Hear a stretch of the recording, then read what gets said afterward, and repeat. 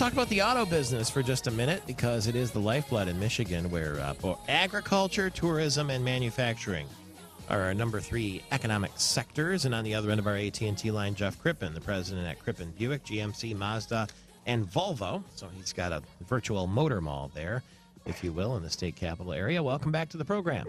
Well, thank you, Michael Patrick. Good morning. What will you drive to the dealership today? I have a GMC Terrain. GMC Terrain. So what we hear from General Motors, U.S. sales a drop of 1% in August compared with the same month last year. But the truck sales picture is a little more positive. Truck sales up by 18% over a year ago. That would indicate to me, I guess, that the cars are lacking because SUV sales up 38% too. So is it sort of out of balance?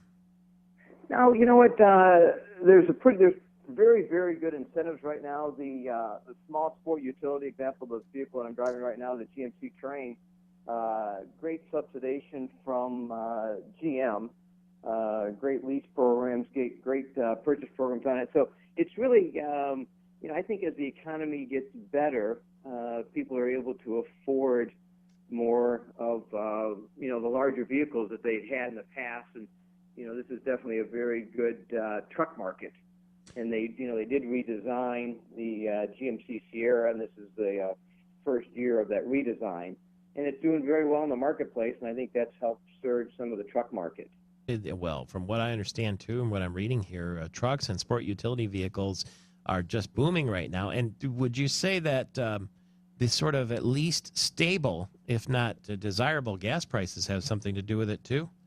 Sure, definitely has a large impact, the fact that they're not moving much up or down the last 6 months or so.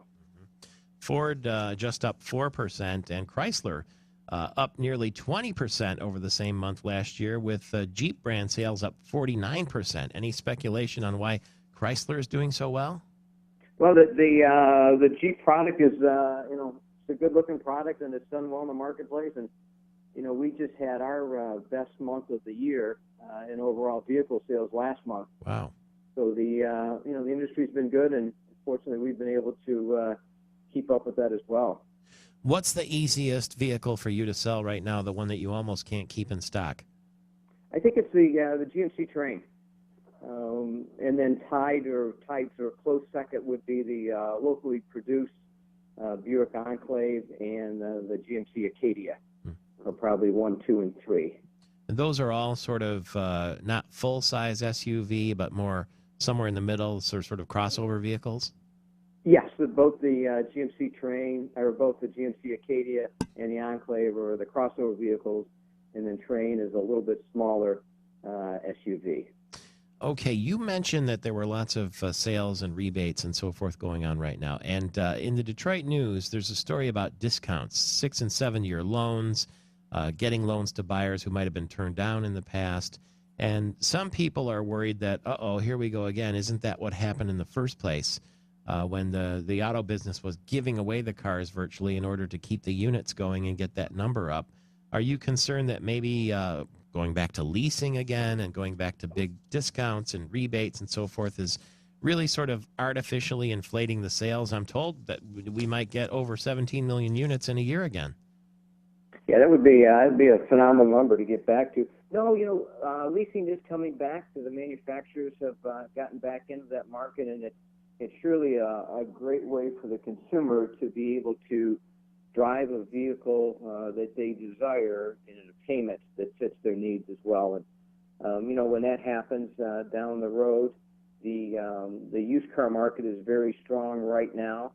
And, leasing with the fact that the great programs right now, great interest rates and great residuals really may just fuel the used car market to continue to be good in the future.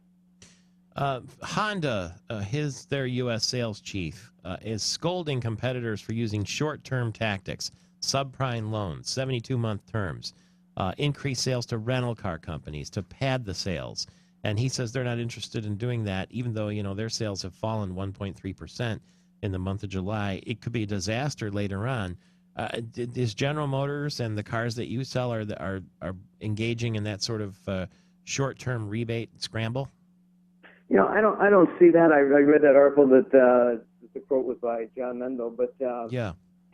For us, it's still been a pretty consistent climb. The average term of financing really hasn't changed that much for us over the last 12 months. It's just about 52, 53 months, and if you look for an average of last year versus this year, it stayed about the same.